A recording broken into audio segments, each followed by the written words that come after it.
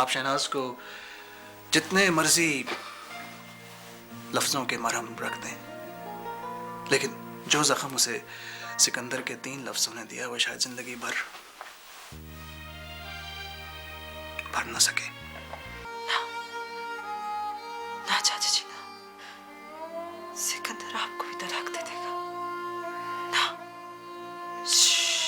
ना। क्या मिला आपको उस लड़की की जिंदगी उजाड़ कर, और फिर उस पर इल्जाम भी लगा रहे हैं। उस लड़की की मासूमियत की और पाकीज़गी की कसम भी खाई जा सकती है। यही तो आप गलती कर रही हैं मामा। सदफ पहले दिन से सिकंदर साहब के लिए काम कर रही है। वो जब डैड के लिए भी काम करती थी ना, तो उनका एक एक बिजनेस फिगर वहां पहुंचाती थी। अब तो मेरी आंखों के आंसू भी खत्म हो रहे हैं। तुम मुझसे कभी खेले ही नहीं। तुम खेलते तो फिर रोते क्यों? रो नहीं, रो नहीं, रोते क्यों? ना, तुम रोना नहीं है, खेल।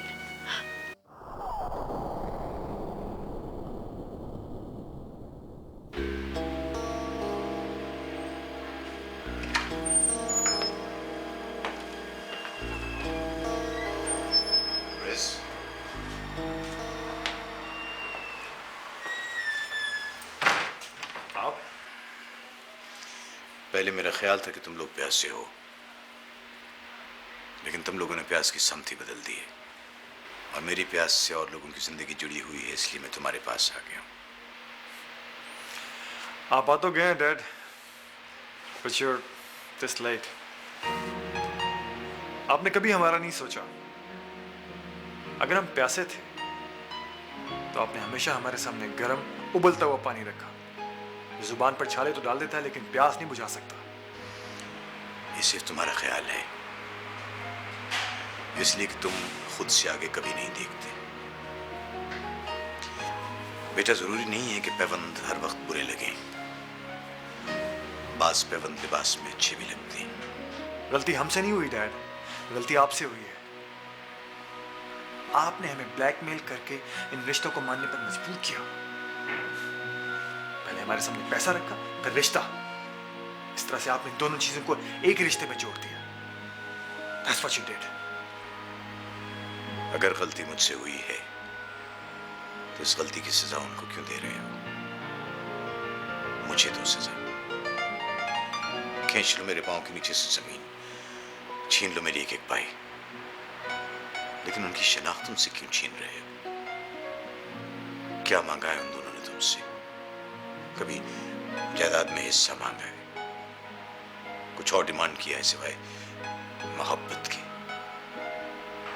तो जो चीज तुम फालतू समझकर फेंक देना चाहते हो, उसे उनकी झोली में क्यों नहीं डाल देते? किस बात की सजा दे रहे हो उन लोगों को? इस बात की कि उन्होंने हम पर एतबार किया। बेटा, तुम ये भूल जाते हो कि जिंदगी में कभी न कभी तुम्हें भी किसी से एतबार की भीख मांगना पड़ेगी। अगर ये लम्हा लौट कर वापस आ गया तुम तक, तो जिस आईने पर तुम पत्थर उठा रहे हो उसमें तुम्हारा अपना ही अक्स है। तुम खुद पर पत्थर उठा रहे हो रिजवान। ऐसा ना करो प्लीज। बेटा, मैं थक गया हूं, बेबस हो गया हूं। पहले मेरा ख्याल था कि लफ्जों में बहुत ताकत होती है, बहुत असर होता है, लेकिन ऐसा नहीं है। तुम जीत गए हो, मैं हार गया हूं, लेकिन अपनी इस जीत की खुशी में तुम लोगों को पांव के नीचे ना रोंदो जो तुम्हारे ही हाथ पकड़े खड़े हैं। और एक बात याद रखना रिजवान, जो आंसू दुख की वजह से आंख से निकलता है, अगर वो जमीन तक पहुंच जाए तो जमीन उसकी गवाह हो जाती है, और फिर वो दुख पहुंचाने वाले के लिए तंग होती चली जाती है। बहुत रो रहे हैं हम, रोक लो उनके आंसू को। मुझे तुम्हारी वापसी का इंतजार रहेगा।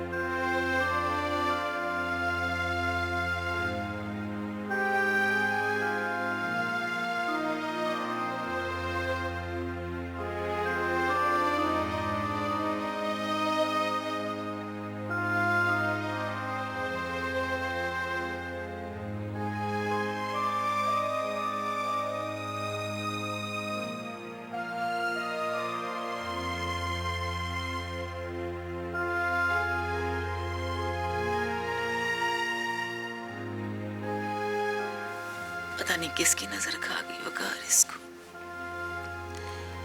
इसको देखकर इंसान मुस्कुरा उठता था, और अब देखो अथरू नहीं रुकते। दादी, बाज दफा इंसान को अपनी ही नजर खा जाती है। फूल के रंग अगर नजर ना आए तो शायद ही उनकी तरफ कोई तवज्जो ही ना दे। लेकिन जो हादसा इसके साथ हुआ है उसमें इसका तो कोई कसूर नहीं है ना। बाज दफा गलती का ना होना ही गलती बन जाता है। नहीं पुत्र, बच्चे तो भूल जाते हैं, लेकिन शनाज नहीं भूली। हमेशा इसने बच्चों की सी मासूमियत का इजहार किया।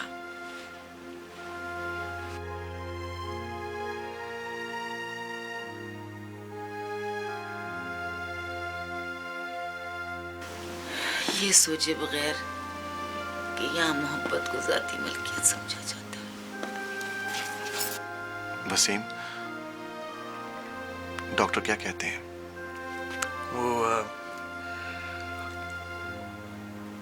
वो कह रहा था कि इलाज कर रहे हैं वो लोग। ज़ाहिर है ठीक होने में कुछ दिन तो लग जाएंगे। दिन लग जाएंगे? जब बीमार होने में एक लम्हा लगा है तो ठीक होने में भी एक लम्हा नहीं लग सकता। तो खुल के बता पुत्र, खुल के बता, क्या कहा है डॉक्टर ने? अरे इन कानों को दुख सुनने की बड़ी आदत है, बड़े मजबूत है ये, बता।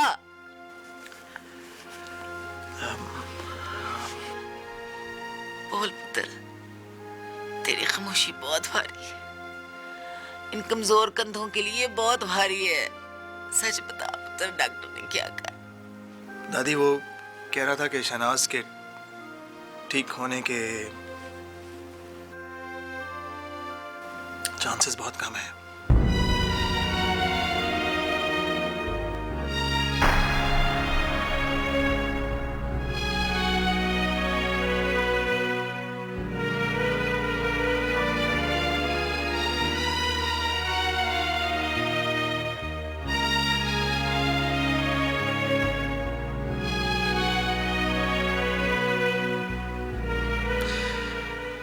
लेकिन वो ये भी कह रहा था कि इस किस्म के केसेस में कुछ भी हो सकता है। मरीज ठीक भी हो सकता है।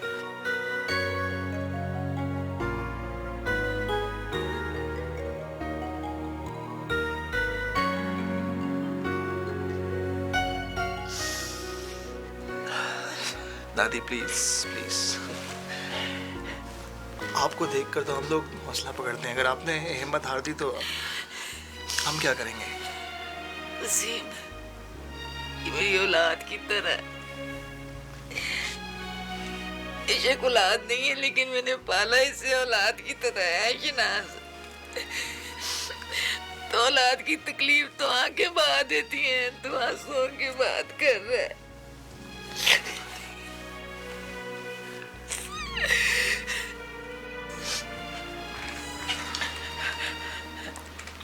अगर शनाज ठीक ना हुई ना दादी, तो मेरा मोहब्बत से एतबार उड़ जाएगा। झूठी लगने लगेगी मोहब्बत मुझे। दुश्मन बन जाऊंगा हर मोहब्बत का।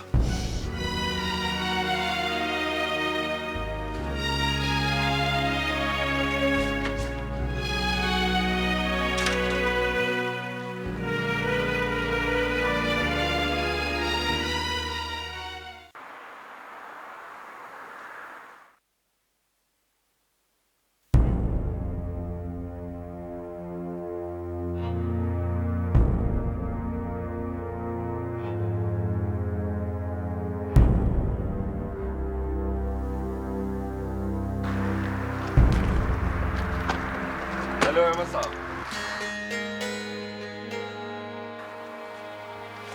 आज हमारी और आपकी मुलाकात गोल्फ क्लब में हो जानी चाहिए थी।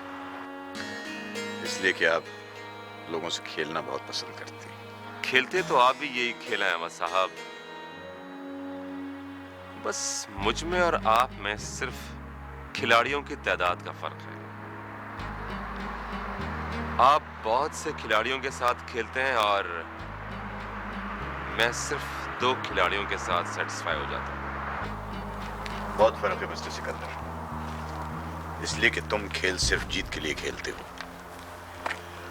और जो लोग सिर्फ जीत के लिए खेलते हैं वो कोई रूल्स फॉलो नहीं करते।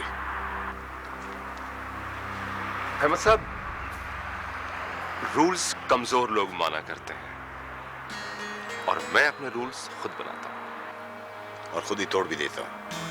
जिस तरह दीवार में से रास्ता निकालने के लिए दीवार को तोड़ना पड़ता है, लेकिन अपने लिए रास्ता निकालने की वहशत में दूसरों के तमाम रास्ते बंद कर देता हूं। रास्ते का काम ही खत्म होना है और कहीं ना कहीं जाके रास्ता खत्म ही हो जाता है।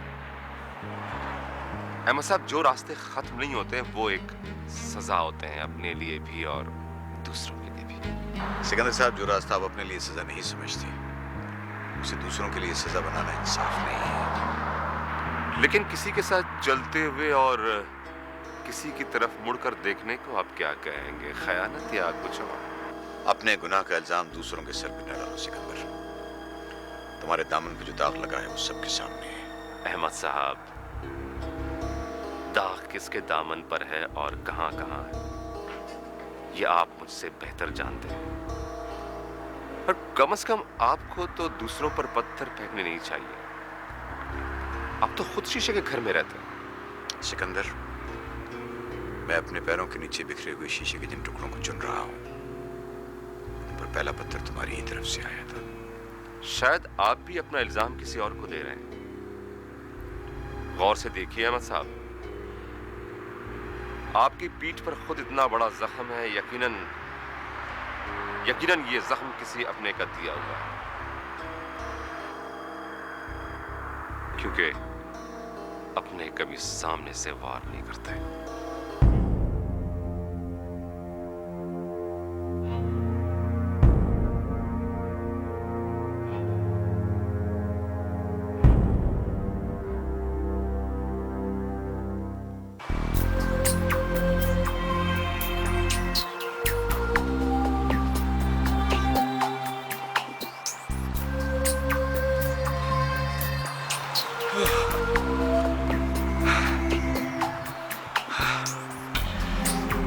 Oh God. सदफ, तुम्हारी मुलाकात हुई थी सिकंदर साहब से? मुलाकात तो हम दोनों की होती है उनसे रोज। नहीं, मैंने सोचा शायद कहीं बार बार मुलाकात होगी हो। तुम कहना क्या चाहते हो रिस? मैं सिकंदर साहब से ऑफिस के अलावा कहीं और नहीं मिलती। तुम शायद भूल रही हो सदफ, सिकंदर साहब से तुम्हारी मुलाकात काफी पुरानी है। You know, सिकंदर साहब के ऑफिस में उनकी एक पर्सनल फाइल देख रहा था मैं। इसमें डैड की कंपनी के कुछ ओरिजिनल डॉक्यूमेंट्स थे। You know? वो मुझे क्या पता, उन्होंने किसी और सोर्स से ले लिए होंगे। वो तो है, लेकिन इसमें एक फोटो भी थी तुम्हारी सिकंदर साहब की, वो भी काफी पुरानी लग रही थी। तो हाँ, मैं मिलती थी सिकंदर साहब से, उनके लिए काम करती थी। यही जानना चाहते हो ना तुम? मेरी तो सिर्फ उनसे बिजनेस डील थी और आज तक वही कायम है। हाँ, वो तो मैं जानता हूँ, सिर्फ तुमसे सुनना चाहता था। वैसे बहुत ख्याल रखते हैं तुम्हारा सिकंदर साहब। मुझसे बात हुई थी उनकी। किस बारे में? अफरा के बारे में। उन्होंने मुझे फाइनेंशियल क्राइसिस से निकालने के लिए शर्त रखी। तो तुम अफरा को तलाक क्यों नहीं दे देते?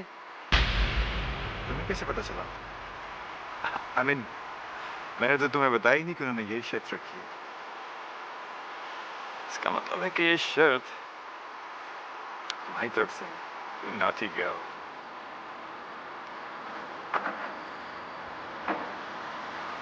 जो शख्स मेरे फेवर में बोलेगा, इस वक्त तो तुम्हें जरूर बुरा लगेगा, लेकिन Riz, please try to understand, it's for your benefit. Excuse me, Sadaf.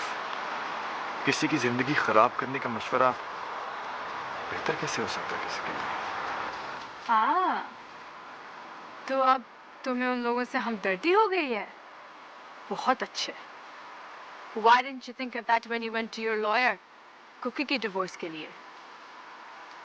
Mister Rizwan Ahmad, अफरा की वजह से तुम मुझे ब्लैकमेल नहीं कर सकते। मैं ना भी होती, तलाक तो तुमने देनी थी।